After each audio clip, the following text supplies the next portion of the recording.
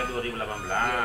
Salah satu itu harapannya adalah ada semacam kelembagaan pengelolaan kawasan dan BUMDesma ini menjadi. Nah kalau sejarahnya bisa ceritakan siapa yang menunjuk Om Culu dan bagaimana ceritanya sampai terpilih dan Oh iya, ya ini sebenarnya ini apa lagi namanya? Kayaknya saya minta sendiri Om. mau di situ. Iya. Jadi ceritanya seperti ini. Jadi saya melihat ada satu program di Sarawak. Memang sudah tadinya aktif tapi tiba-tiba ini Om kosong, tiba-tiba tidak berjalan lagi kembali dengan baik. Saya secara pribadi dalam hati meminta bahwa wah semoga bisa bantu teman-teman yang ada di sini. Karena kurang lebih teman-teman yang sudah bekerja di Kopi Api pada saat ini berjalan, mereka mengeluarkan biaya untuk membangun usaha-usaah yang ada di sekitar itu. Nah, setelah COVID kan yang semua usaha tiba-tiba turun Om. Nah, setelah COVID itu usaha itu tidak berjalan semua Om. Jadi saya secara pribadi meminta dalam hati bahwa apa ya bisa diberikan sama teman-teman untuk supaya bisa berkembang gitu. Nah ternyata Om setahun setelahnya sekitar 6 bulan setelahnya itu kami ditunjuk oleh pihak-pihak dari pemerintah masing-masing. Jadi saya dari Kelurahan Magani kebetulan teman saya ada yang dari Desa Nuha, Desa Matano, Desa Nikal dan Desa Sorako. Jadi 4 desa 1 kelurahan Om. Nah, berkumpullah kami ini 5. Nah, kami ditunjuk waktu itu sama Pak Ishak, kebetulan beliau sebagai kepala kelurahan Magani. Yang sekarang itu kelurahannya oleh Ibu Rani Sam. Ya. Nah, dari yang beberapa tahun yang lalu itu memang saya secara pribadi memang tidak menyangka juga bisa ditunjuk sebagai direktur utama Om. Bahkan saya sebenarnya masih belajar pada saat itu Om. Sama sekali tidak pernah menyentuh tentang program-program yang berhubungan dengan sosial masyarakat.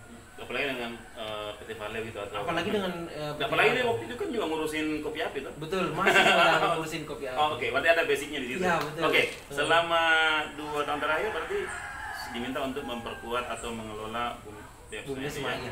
Ada respon desa-desa lain? Kalau respon dari desa lain, alhamdulillah baik juga Om. Karena kenapa? Karena mungkin karena di dalamnya juga banyak juga pengusaha-pengusaha yang ikut. Tapi seiring jalannya waktu, yang kita ini sisa berdua Om.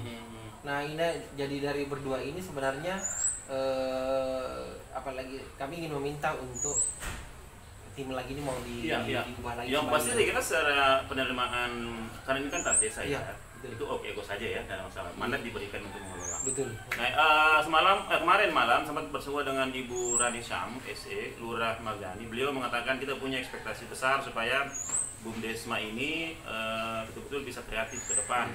Nah, kalau Om Culu melihatnya ini bagaimana, seberapa kolaboratif ini? Kira-kira apa kegiatan yang dikerjakan bareng-bareng dengan BUMDesma saat ini? Apa saja sih? Jadi alhamdulillah ada 3 unit usaha yang berjalan. Ada 3 unit usaha. Iya. Yang pertama itu unit usaha kami yang bergerak di retail produk UMKM lokal. Retail produk UMKM lokal. Dari mana pun? Luwu Timur. Oke. Jadi Luwu Timur. Jadi mencakup Kecamatan Nuha, Kecamatan Malili, Posponda dan Tuuti. Itu yang di Galeri Kareso. Oke, under BUMDesma. Oke, satu. Yang pertama. Yang kedua itu di ruang terbuka hijau di Magani Park.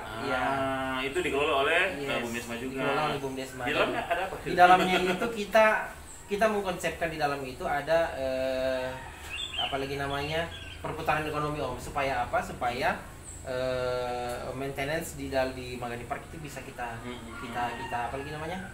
Kita lakukan. Karena kalau tidak ada maintenance otomatis pasti akan ada cafe shop itu juga ada itu ada lain lagi. Itu namanya kita memang bikin kedai-kedai kecil Om di situ. Kenapa?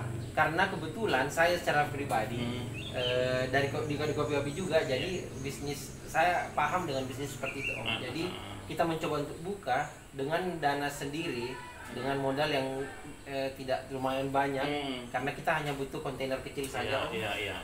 Jadi dengan adanya juga di sana kayak kehidupan, maksudnya di sana itu Om, di Magani Park banyak tempat-tempat gelap yang di malam ya. Iya, jadi banyak yang minuman keras Om. Okay. Banyak yang tindakan-tindakan yang tidak kita inginkan sebenarnya. Banyak maksiat yang terjadi di situ Om. Nah, tidak tenanglah hati kami ini sehingga kita bentuk salah satu kedai supaya ada keramaian di situ Om, sehingga keramaian positif. Ya, betul. Keramaian dalam artian bahwa keluarga bisa main di situ karena ada tempat main juga di situ Om. Nah, sekarang itu sudah kita alhamdulillah di tahun kedua ini kita sudah beli kontainer Om. Di tahun kedua juga pemerintah Kelurahan Magani membantu kami untuk membangun nano library. Ya, di sana, ya. Include dengan kamar mandinya juga dengan AC-nya. Jadi alhamdulillah sudah banyak perubahan yang terjadi di RTH Magani. Ya, ini yang serang didorong ya supaya ini. Terus yang ketiga apa lagi? Yang ketiga kita punya usaha recycle limbah plastik Om. Wow, recycle limbah plastik. Yes. Oke. Itu Recycle bisa bisnis kayak itu? Ada benefitnya? Untuk saat sekarang ini Om, luar biasa bahan baku di sini Om. Secara data kita mengumpulkan bahwa plastik itu di sini satu hari itu sekian ton Om. Nah, secara bisnis ini jadi bahan baku luar peluang pasti Om. Sehingga kemarin kita memberikan proposal kepada desa-desa. Alhamdulillah kita dibantu. Bahkan dari Kementerian Kementerian PDTT Om. Desa tertinggal itu kita dapat ini Om, bantuan dari kementerian juga. Finansial atau prasarana? Untuk prasarana. Ya, jadi kita dapat satu mesin cacah plastik untuk apa lagi namanya? Jadi dia nanti bentuknya cacahan. Jadi dari botol minuman itu bisa jadi cacahan. Cacahan. Bisa dilukurkan juga. Iya, jadi cacahan ini awal bisnis pertama itu memang cacahan Om. Tapi setelah kita jalankan 2 kali penjualan, ternyata namanya bisnis Om ya. Jadi kita paham bahwa ternyata praktek dengan teori yang kita lakukan itu tidak sejalan. Sehingga praktek untuk menjual cacahan plastik ini ternyata tidak maksimal Om, karena operasionalnya lebih besar. Nah, sekarang kita ingin mengkonsepkan lebih maju lagi. Bagaimana caranya supaya cacahan ini bisa menjadi dilebur untuk menjadi plat-plat interior seperti itu. Supaya bisa jadi nilai yang lebih tinggi dan juga bisa barangnya ya punya value yang lebih tinggi. Ada hubungannya dengan bank sampah? Saya dengar tadi di lurah itu ada. Malah kami berkolaborasi dengan bank sampah. Jadi sampahnya mereka itu kita beli. Kalau kita tidak karena kenapa? Karena di sini memang sudah bank sampah sudah sudah ada lahan sendiri lah Om ya. Jadi kami tidak ingin merebut lahan itu gitu. Jadi kita hanya kerjasama, berapa harganya di sini kita ambil, kita cacat dan kita jual. Oke, jadi kalau misalnya dikaitkan dengan bantuan program PT Vale kan ada PKPM sejak 2016 ya. Kalau yang bisa dihitung kira-kira bantuan kontribusi apa di situ PT Vale kira-kira? Kalau PT Vale luar biasa banyak. Luar biasa. Misalnya apa nih yang cerita biar ini? Katakan kayak begini Om. Jadi RTH Magani Park ini itu sebenarnya asetnya itu adalah dibangun oleh Vale, PT Vale. Jadi kita ini sebenarnya Bumdesma sebagai pengelola dari segi lahan itu lahannya Vale yang kita pinjam untuk dikelola Om. Sama halnya di galeri juga Om. Seperti itu. Jadi banyak. Kalau kita bicara dari support itu luar biasa. Jadi 3 kegiatan ini itulah Bumdesma Magani saat ini ya, yang sedang ongoing atau berproses. Teman-teman sekalian, saya tidak perlu lagi memperpanjang obrolan saya karena saya pikir sudah jelas pesannya.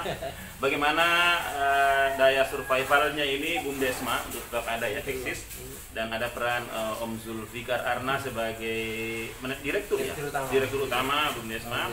Tentu dengan kolaborasi pemerintah kelurahan, ada Ibu Arni Syam YSE yang sangat suportif. Saya tahu beliau sangat antusias untuk menunjukkan bahwa desa seperti kelurahan seperti Magani ini bisa menjadi ruang hidup ekonomi bagi warga, bagi organisasi seperti Bumdesma ya. Saya kira itu saja dulu sementara obrolan saya. Nanti mungkin anytime kita akan diskusi lagi, tentu dengan tema atau obrolan yang lebih menarik begitu ya. Makasih banyak Om Juluk. Makasih banyak. Salam dari Sorako. Iya. Ya.